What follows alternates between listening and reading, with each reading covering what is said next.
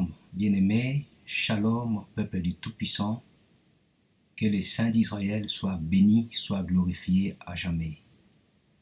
Par cette vidéo, je voudrais répondre à une question très importante qui m'a été posée, à savoir les retours du Messie, Yeshua HaMashiach, ainsi que l'enlèvement de son assemblée, sa Keïla, son église dans les airs pour le rejoindre. Ça sera avant la grande tribulation, appelée le temps de détresse, pendant la grande tribulation ou après la grande tribulation. Nous allons ensemble voir qu'est-ce que la parole sainte du Tout-Puissant notre Père nous dit et comment l'esprit de la prophétie nous ramène à comprendre cette prophétie qui est très très importante pour nous, car c'est ce que nous attendons, le retour du Messie et roi d'Israël. Le livre de Matthieu chapitre 24, verset 3 nous dit ceci. Il s'assit sur la montagne des Oliviers et les disciples vinrent en particulier lui faire cette question. Dis-nous, quand cela arrivera-t-il et quel sera le signe de ton avènement et de la fin du monde? La question de nos aînés ici, c'était de savoir quand sera le signe de son avènement. Nous allons voir qu'est-ce que c'est l'avènement. Et quand sera la fin du monde? Nous allons voir la différence entre l'avènement et la fin du monde. Ces mêmes genres de questions, nous trouvons ça dans le livre des Actes, chapitre 1, du verset 4. Si nous lisons jusqu'au verset 7, la parole nous dit, comme il s'est trouvé avec eux, il leur recommanda de ne pas s'éloigner de Jérusalem, mais d'attendre ce que le Père avait promis. Ce que je vous ai annoncé, leur dit-il, car Jean a baptisé d'eau, mais vous, dans peu de jours, vous serez baptisés du souffle sacré ou du Saint-Esprit. Alors les apôtres réunis lui demandèrent, Seigneur, est-ce en ce temps que tu rétabliras le royaume d'Israël? Il leur répondit, ce n'est pas à vous de connaître le temps ou le moment que le Père a fixé de sa propre autorité. Ici, nous remarquons que nos aînés avaient ce même souci ou encore cette même pensée, le rétablissement du royaume d'Israël. Aujourd'hui, nous comprenons que le rétablissement du royaume d'Israël sur la terre ne se fera qu'avec le retour du Messie, le roi d'Israël. Voilà pourquoi nous accordons l'importance à ces retours, même si nous ne pouvons connaître vraiment le jour fixé, mais par des signes prophétiques, comprendre et maîtriser le temps que nous sommes et être prêts pour le retour de notre Messie et roi. Si nous retournons dans le livre de Matthieu chapitre 24, verset 3, on nous parle sur l'avènement du Messie, on nous parle aussi de la fin du monde. L'avènement, c'est quoi? C'est la venue du Messie, un temps prophétique parlant du retour du Messie. L'avènement en grec, parousia, le Strong 3952 qui veut dire la présence, la venue, l'arrivée, ou encore l'avènement. C'est-à-dire, quand on parle de l'avènement, on parle de la venue du Messie, du retour du Messie tel qu'il était monté dans le mont des Oliviers, Acte chapitre 1, et tel qu'il doit revenir comme avait dit l'ange qui était là le jour de sa montée. Et la fin du monde qui est différent de la venue du Messie comme nous le comprenons, la fin du monde, c'est la fin du temps ainsi que du monde même du millénaire, parce que le Messie doit venir régner sur cette terre pendant 1000 ans. Et après les 1000 ans, comme nous le savons, selon la prophétie, l'ennemi, le diable, sera relâché pour séduire encore le monde.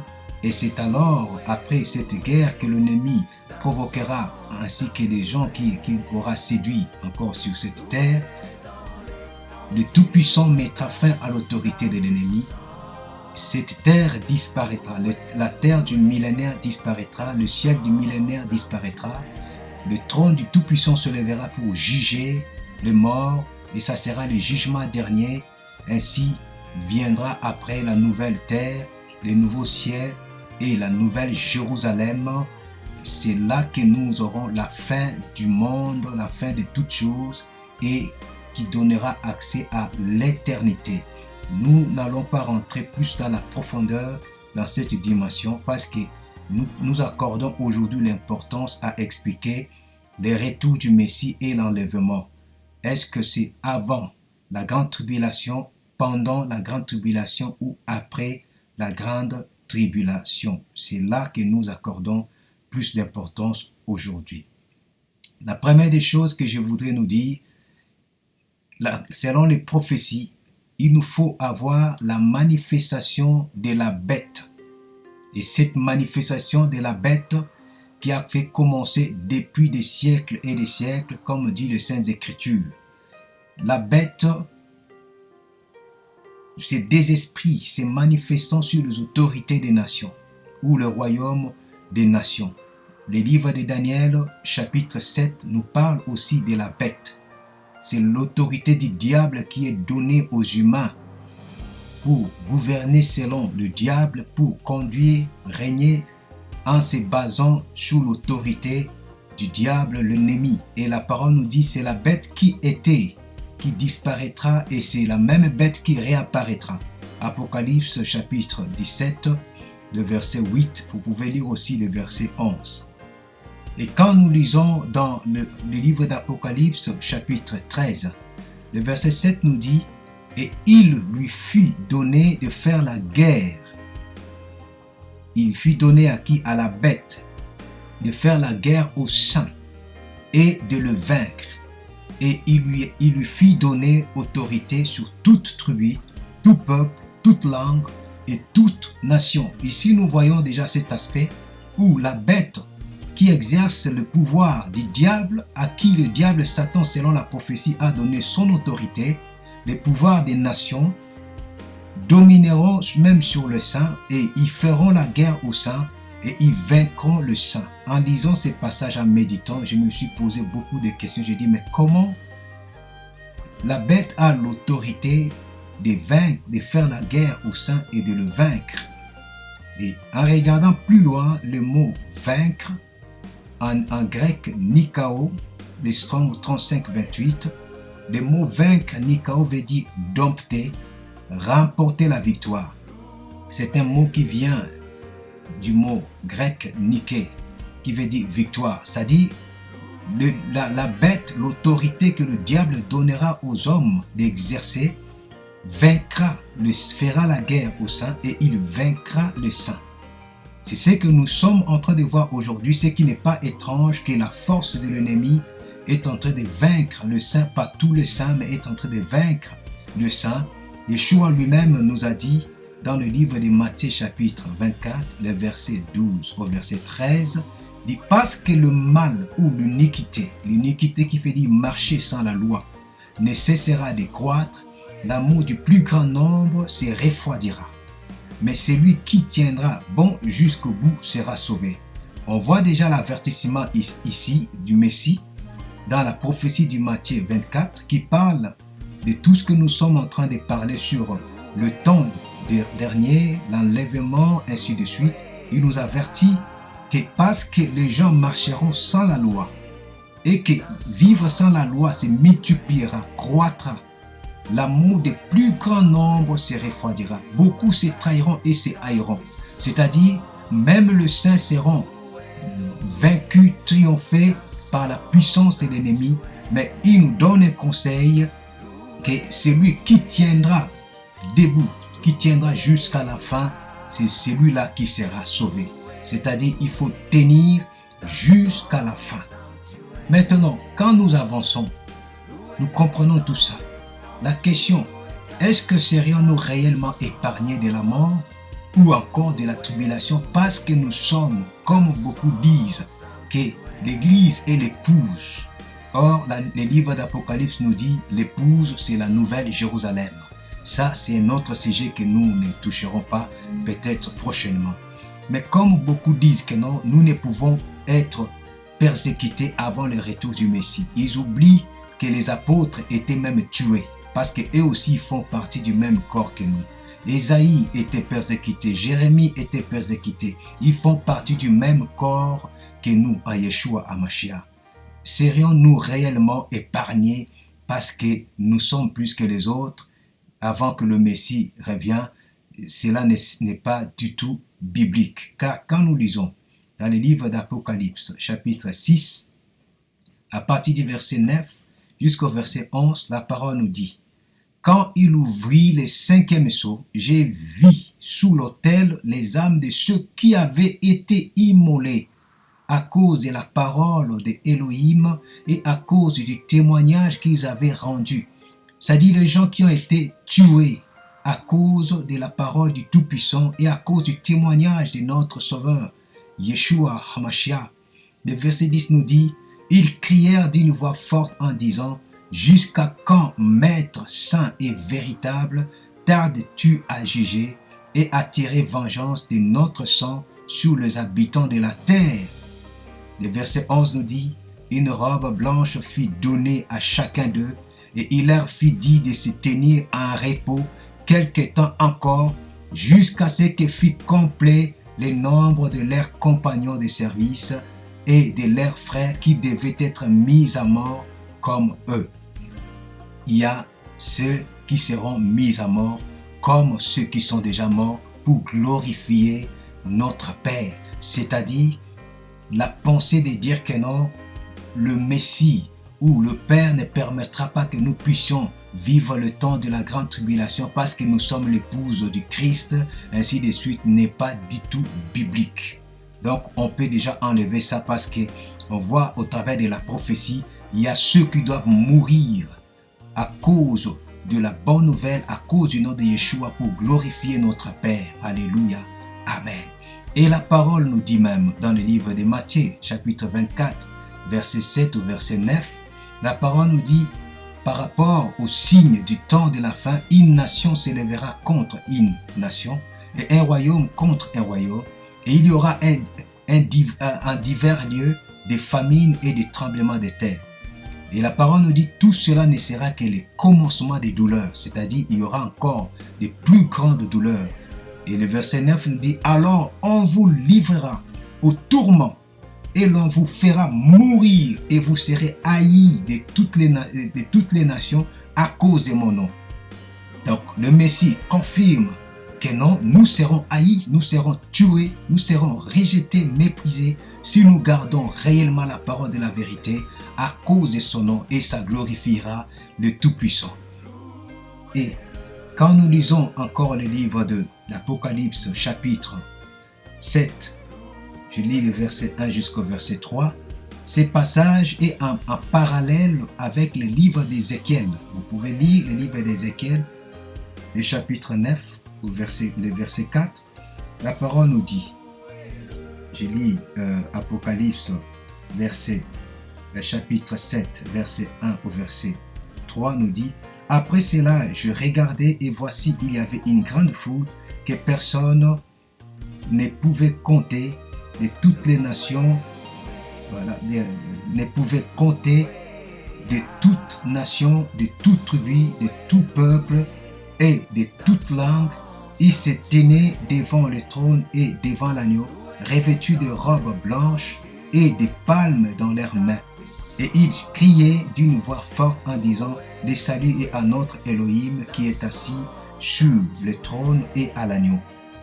Et tous les anges se tenaient autour du trône et de vieillards et des 4 êtres vivants, et ils se prosternèrent sur leurs faces devant le trône et ils adorèrent Elohim en disant: Amen, la louange, la gloire, la sagesse, l'action des grâces, l'honneur, la puissance et la force soit à notre Elohim au siècle des siècles. Amen.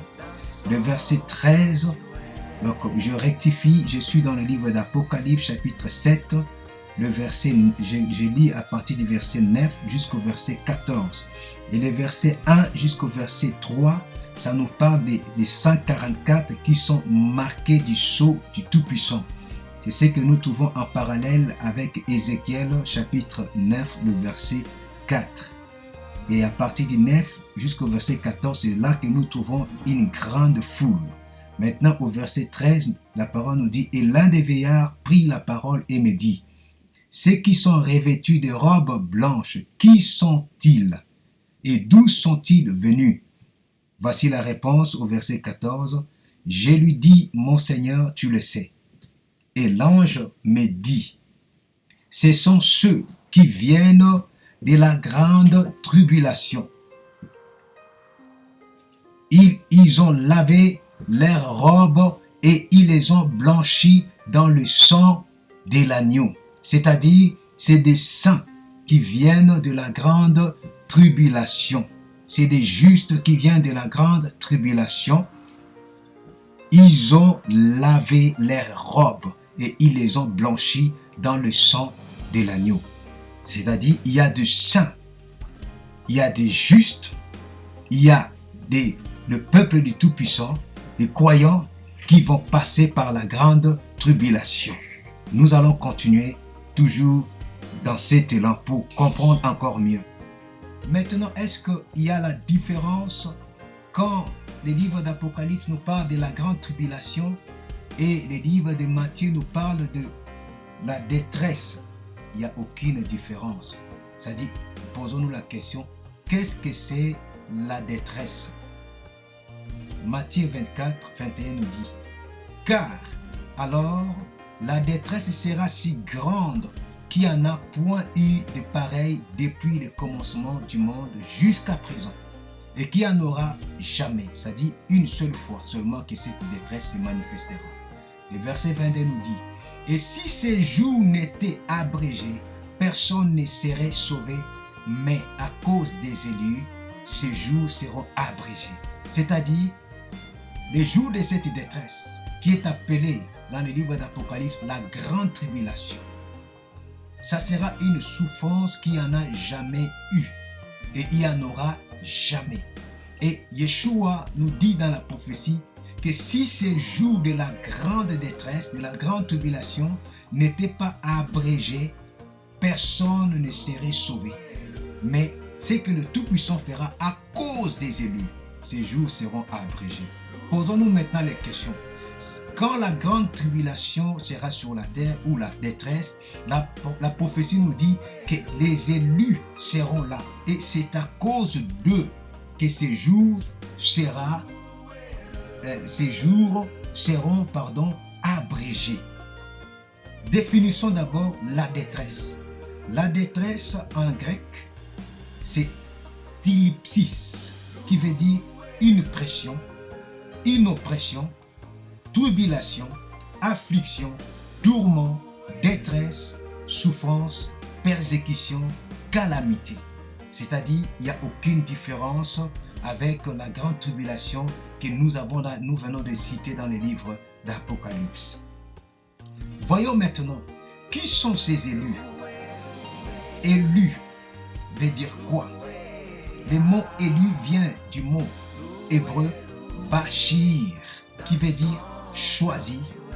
Éli qui vient de bachar, c'est-à-dire choisir, élire, décider.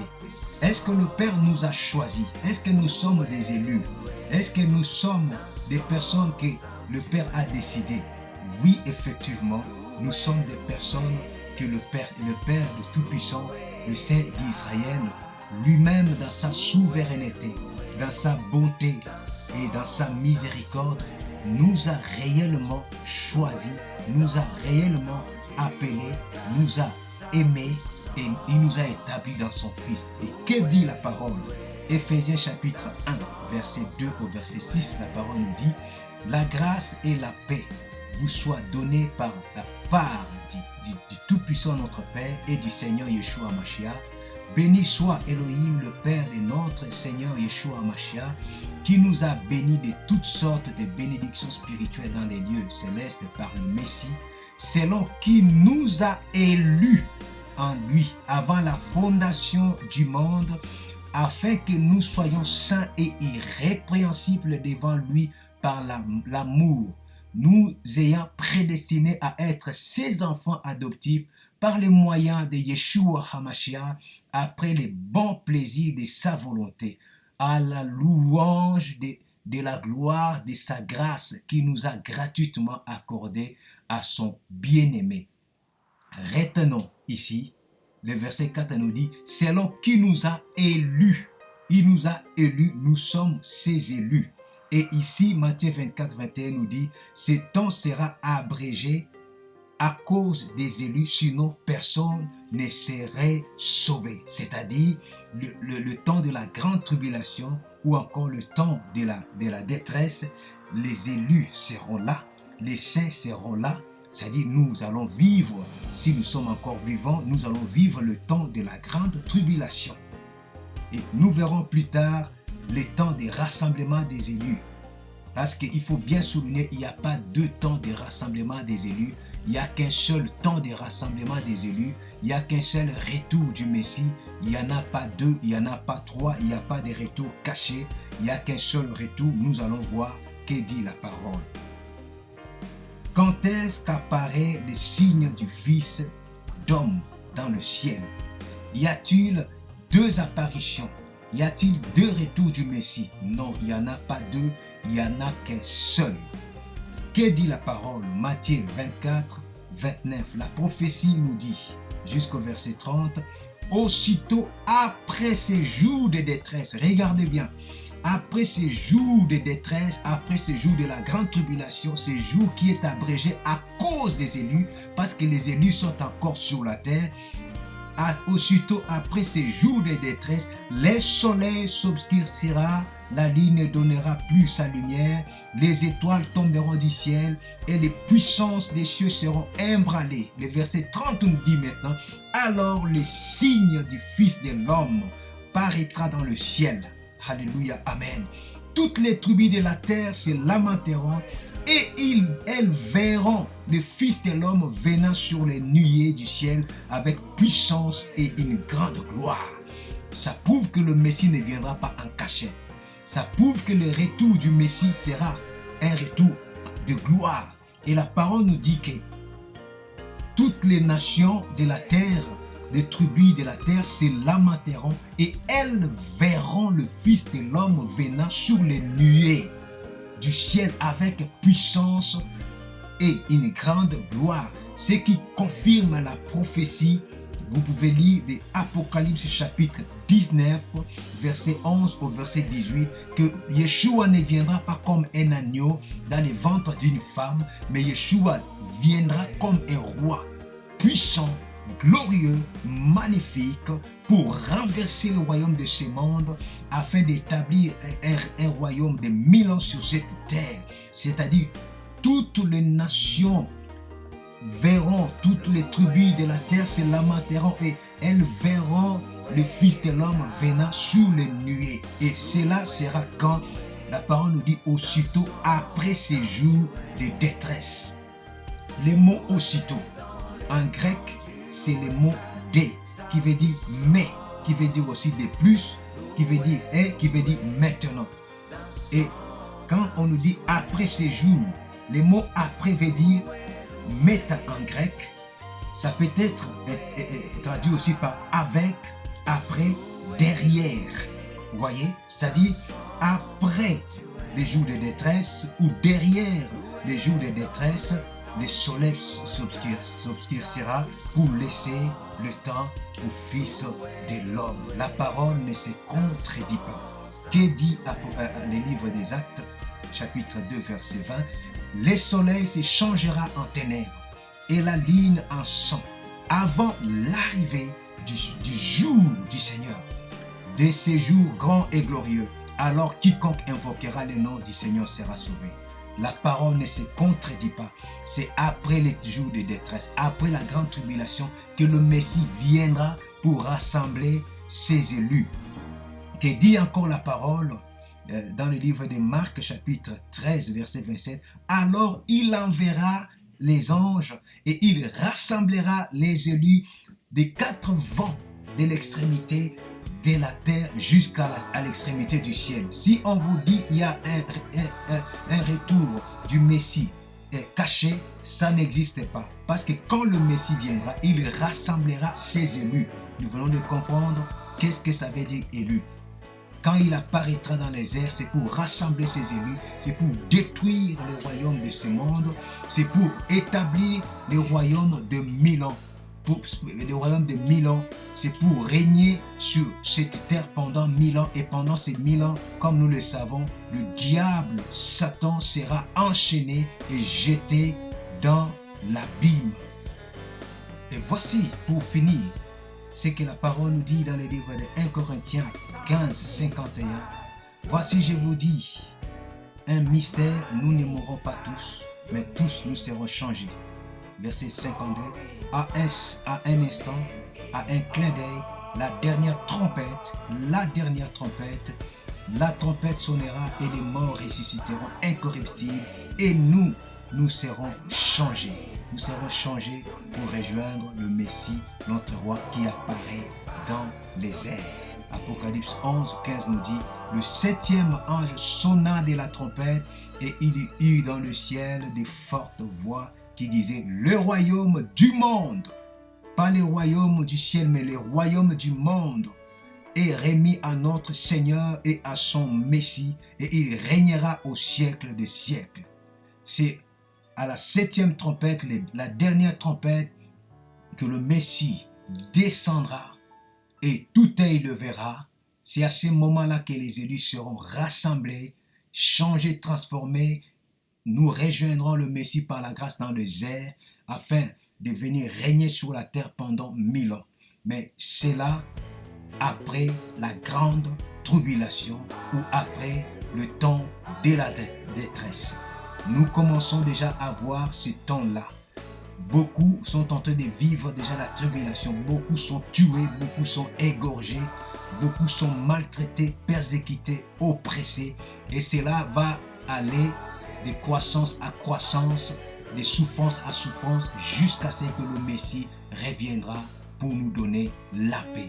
Soyons dans la joie, fortifions-nous, que ce soit une grande joie pour nous, car il y a ceux qui sont déjà morts, qui sont décapités déjà, et il y a encore un nombre de ceux qui doivent subir de martyrs tels que des serviteurs Étienne ainsi que de Paul qui ont été décapités pour glorifier notre Père, pour glorifier son Fils, le Messie Yeshua.